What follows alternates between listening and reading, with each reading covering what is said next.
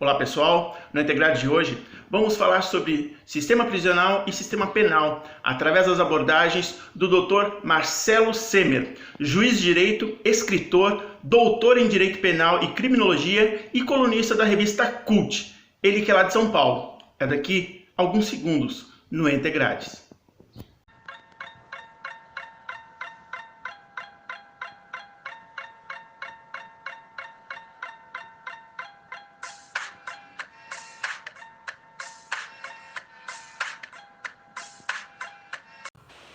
Olha, o sistema prisional brasileiro vive uma realidade trágica, né? De um lado, nós temos um hiperencarceramento, que é algo extremamente visível e perceptível com relação a isso. Um encarceramento que não só é o terceiro maior encarceramento mundial, né? Atrás apenas dos Estados Unidos e da China, como também é um encarceramento que não para de crescer, diferentemente dos grandes encarceramentos como Estados Unidos, China e Rússia, que já não estão mais apresentando esse nível de crescimento sem parar.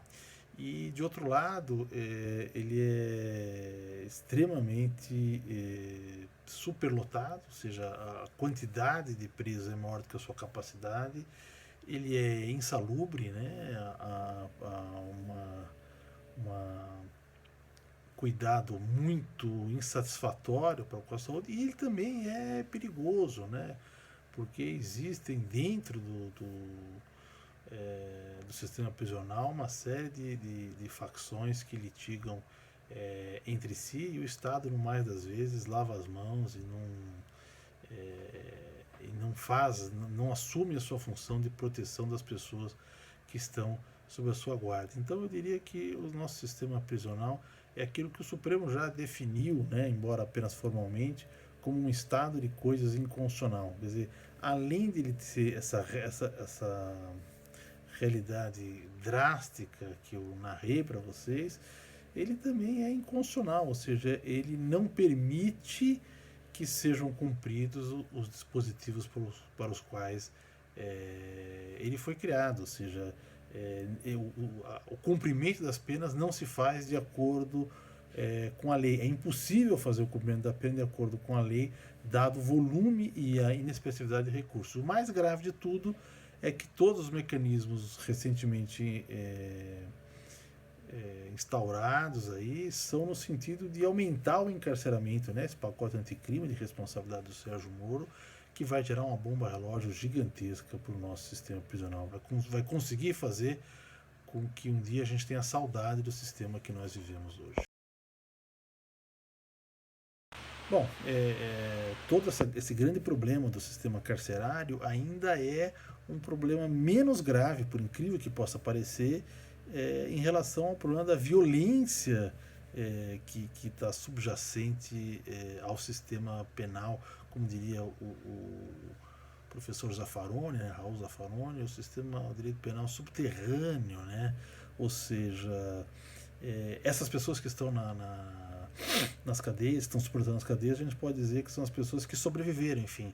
Por quê? Porque o índice de violência estatal é muito grande, é expressivo. Eu diria que nós não temos índices paralelos aqui. Em uma pesquisa realizada sobre atrocidades praticadas na América Latina, pelo Estado na América Latina, chegou-se à conclusão de que o Brasil só perderia para a Colômbia. Isso porque na época a Colômbia ainda estava num processo de guerra civil. Hoje um processo já, digamos assim, parcialmente superado, e acho que existe uma certa banalização da violência, muito provavelmente pelo nosso legado escravagista, enfim, e sobretudo uma banalização da morte, né? Ou seja, as pessoas morrem e o que é que se quer fazer com a lei em relação a isso? Abrir a possibilidade do policial matar mais. Essa foi a insistência aqui, não só do presidente Bolsonaro, como também do ministro Sérgio Moro. Por sorte, isso não foi aprovado na lei, ou seja, não foi normatizado,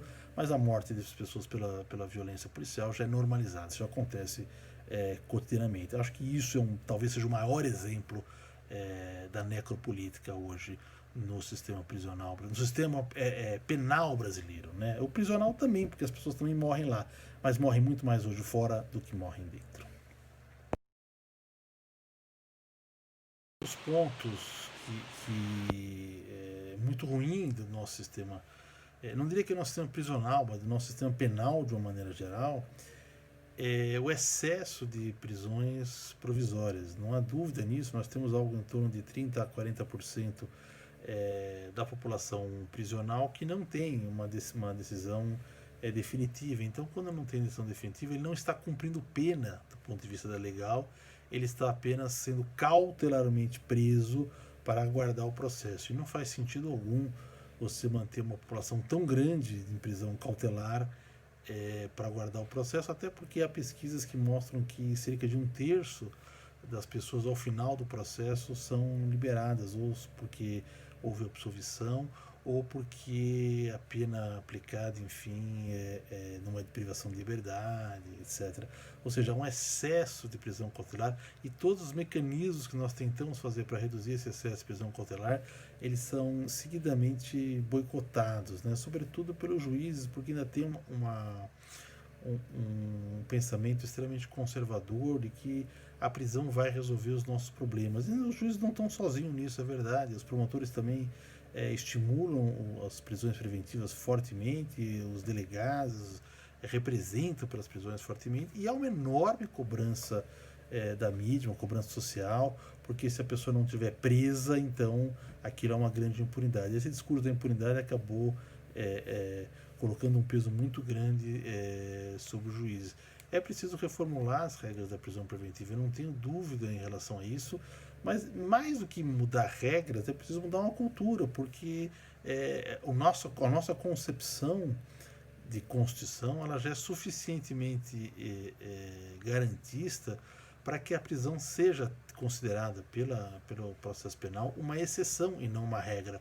O problema é que as pessoas continuam aplicando como se ela fosse uma regra. Então, assim, mudar regras são importantes, mas veja, se não mudar a conduta não adianta muito. Recentemente, o pacote anticrime, num dos poucos aberturas aí, digamos assim, garantistas, ele reformulou uma regra de que é necessário a cada 90 dias que o juiz reanalise e especifique os fundamentos para manter a prisão preventiva. Mas na primeira questão que foi levada com grande polêmica ao Supremo Tribunal Federal, a regra já foi jogada no lixo, né?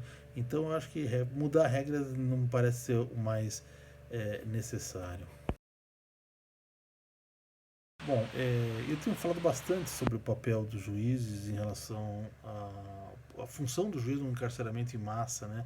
Aliás, a minha tese de doutorado, que depois foi publicado, Sentenciando o Tráfico, o papel do juiz no grande encarceramento, justamente mostra isso, né? Quer dizer, a lei de drogas em 2006 abriu algumas alternativas ao juiz para evitar, por exemplo, a prisão em regime fechado.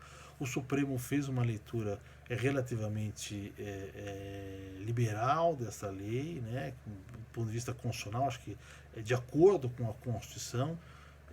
Mas, no entanto, os juízes não aplicaram. A pesquisa que eu fiz de 800 sentenças de juízes mostram isso, uma enorme resistência do juiz de aplicar essas alternativas que foram colocadas, né? Então, em vários lugares do mundo, na chamada virada punitiva, no final do século XX, o legislador manietou o juiz para ele fixar penas altas, e com isso o encarceramento cresceu, sobretudo nos Estados Unidos, enfim. No caso do Brasil, desde 2006, tem sido exatamente o contrário, né? O legislador permitiu ao juiz, 2011 também com relação a cautelar, 2006 com relação à droga, mas sobretudo a partir de 2011, 2012, com as decisões do Supremo, há enormes possibilidades para o juiz de não decretar a prisão preventiva e de não manter prisões em regime fechado da vasta gama de microtraficantes que chegam lá. No entanto, os juízes não fizeram isso porque acho que é uma questão de uma crise de identidade. O juiz ele não está conseguindo se identificar com o papel que a Constituição reservou a ele, um papel de garantidor de direitos, e sim como um agente censor, um agente suplementar da polícia, um policial de toque, enfim. Eu acho que isso eu que dizia que a gente muda regras, mas se a gente não mudar essa mentalidade. E quando eu escrevi o Sentenciando o Tráfico, eu queria mostrar isso, ou seja, o encarceramento é gigantesco, e um dos